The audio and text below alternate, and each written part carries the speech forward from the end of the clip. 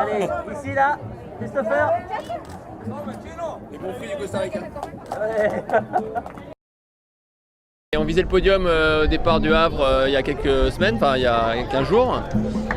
Donc ravi de finir troisième derrière les deux premiers qui étaient intouchables finalement, parce qu'après les Açores, il y a eu deux options bien différentes, deux nordistes et puis quatre sudistes. Donc bon voilà, nous on faisait partie des gens qui n'ont pas choisi le bon côté du plan d'eau malheureusement. Et derrière on s'est bataillé avec eux pour essayer de rattraper un petit peu et puis surtout de finir en tête de ce paquet là et jusqu'au bout, notamment avec Massif, on a eu une belle bagarre qui fait que on est très heureux de finir troisième.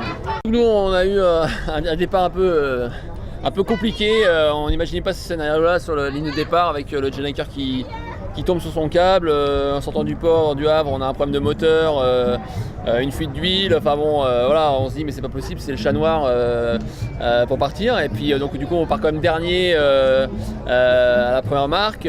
Bon voilà, après on a résolu ces problèmes là, on a repris les choses en main et puis on a grappillé les places une à une. À un moment on s'est retrouvé même en tête au classement après le passage du front au niveau des Açores. Et puis voilà, ça a été, c'est sûr qu'un départ, on aurait préféré un départ différent, être en tête ou être à la bagarre dès le début, mais bon finalement derrière on savait que la course était longue et puis et qu'il allait se passer plein de choses, donc on a réussi on a déjà vécu ce genre de situation, donc on s'est pas trop énervé, on essaie de réparer et puis de repartir. Un mot sur les... Il y a eu de la casse sur le bateau, on a eu quelques petits soucis, ouais, mais rien qui nous a vraiment empêché de faire marcher le bateau à 100%.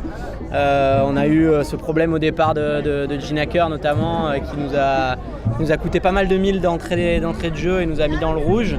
Et c'est un problème qu'on a solutionné au niveau des Açores justement dans l'anticyclone. Et puis après on a eu notre lot de problèmes techniques, mais je pense un peu comme tout le monde.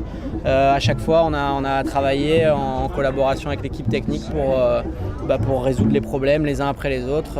Et à chaque fois on a réussi à réparer les petites choses pour pouvoir avoir un bateau à 100%. Comme disait Armel, la première semaine de course a été très dure de par les conditions météo. Ensuite, on a eu un petit passage un peu plus tranquille dans la dorsale, mais qui moralement n'était pas évident pour nous parce que on a vu qu'on perdait la course en fait. Et puis après, on est reparti à la bagarre pendant une semaine non-stop à naviguer à vue avec Massif dans des conditions qui pourraient paraître sympas parce que c'est l'Alizé, mais en fait, on a barré 24-24 et on était sous l'eau tout le temps à la barre, donc on a les boutons partout sur les poignets et on était vraiment, moi personnellement, physiquement, je suis allé vraiment au bout de ce que je pouvais faire. On était vraiment à fond tout le temps sur cette dernière partie de course avec Massif. C'était vraiment en mode Figaro. Et ouais, c'était vraiment hyper dur quoi. Ça va Jérém? Bravo! Bravo Jean-Pierre! Ouais! Bravo les gars, super. Ça a piqué un peu moralement aux Açores.